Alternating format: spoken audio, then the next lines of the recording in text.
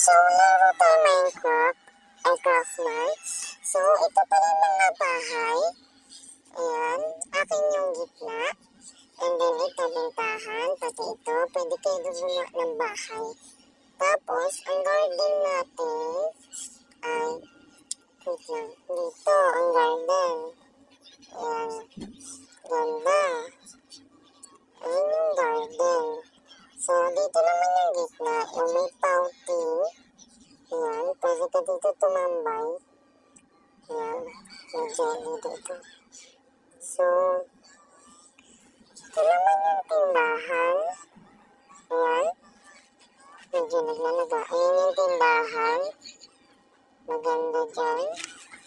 Tapos ito yung gawaan ng bahay, yung pangalawa. Pwede ka rin dun gumawa ng bahay. At ito yung school. Kaya yung ganyan kasi tinamad ako sa paggawa. Kaya ang pangit ng pagkagawa. Pero maganda rin yung loob. So ito yung mga CR. And then ito yung principal office. Pwede ka rin dyan na mag-enroll. And then dito sa taas, may dito lagay ng gamit. Dito yung sa girls. Ito yung akin. At dito yung sa boys. Ayan. O, nabuksan ko. Tapos ito, room 1, teacher paniki. Room 2, teacher wide. Doon yung room natin. Room 3, teacher yan. Yung pang kinder. Ayan. So, ito yung playground. Ayan. Pag bumapa ka dyan, meron dyan fireworks. Ayan, sasabog yan. O, diba? Ayan, o. Playground, ganda, o. Kung yung gumawa niyan.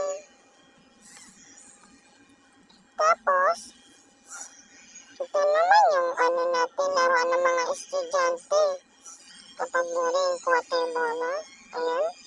So, nakakuha na tayo bola. Isushoot natin ito sa basketball. Ito yung volleyball. So, ayan. Shoot natin. Shoot tayo. Ayan. Tapos, ayan. Ako yung na-shoot. Ano ba yan? Okay. And then, ito swimming pool natin. Masarap maligo. Diyan. And then, ito yung Baon City.